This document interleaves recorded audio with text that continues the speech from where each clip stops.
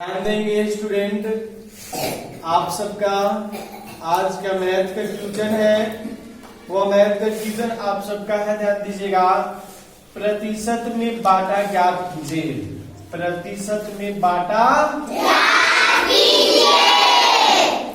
तो देखिएगा प्रतिशत में बाटा कैसे ज्ञात किया जाता है, ध्यान से सुनेंगे। आपका ट्यूशन है, पुनः फिर से हम लोग आप लोग के ट्यूशन को पढ़ रहे हैं। क्या कह रहा है यह मैथमेटिक्स, कह रहा है कि प्रतिशत में बाटा ज्ञात कीजिए यदि, ध्यान से सुनो, यदि ध्यान दीजिएगा, एक कॉपी का अंकित मूल्य, माने एक कॉपी का अंकित मूल्य जो है वह 60 रुपए है। अंकित मूल्य कितने रुपए है? 60 रुपए। तथा विक्रय मूल्य जो है वह 51 रुपए है। विक्रय मूल्य क्या है? 51 रुपए।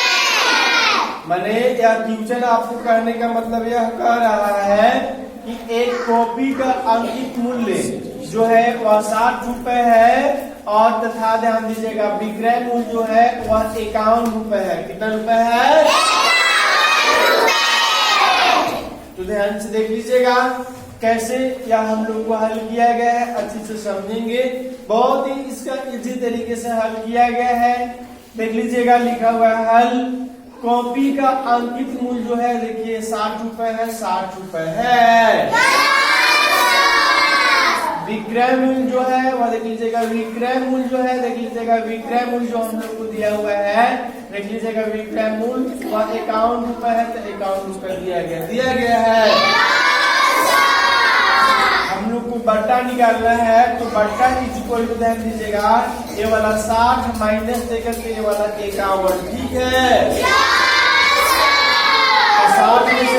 60 में से 51 माइनस करेंगे तो क्या बचेगा? क्या बचेगा? 9 रुपए। ध्यान देना, 9 रुपए। यानी कि अगर देखा जाए स्टूडेंट, तो जो बाटा हम लोग को निकला वह कितना निकला? 9 रुपए। यहाँ तक समझ में आया ना? हम लोग को निकालना है बाटा प्रतिशत। बाटा प्रतिशत इक्वल टू होता है बाटा गुने 100 बाई अंकित मूल्य, ठीक है। चलिए, ये जो कर रहा है ना उसके अनुसार से यहाँ पे बैठाएंगे। देखिएगा बाटा पूछ रहा था, बाटा हम लोग को कितना निकला है?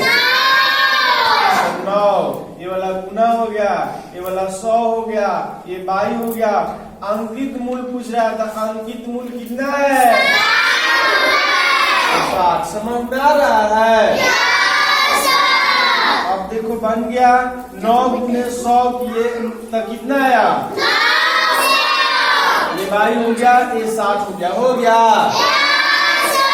अब इसको भाग कर दो, तो कितने बार में गया भाग? 15 बार में, यानी कि 15% आया। यानी कि बाटा का प्रतिशत जो निकला वो कितना निकला? 15%। समझ में आया ना? चलिए, बहुत अच्छे, वेरी गुड।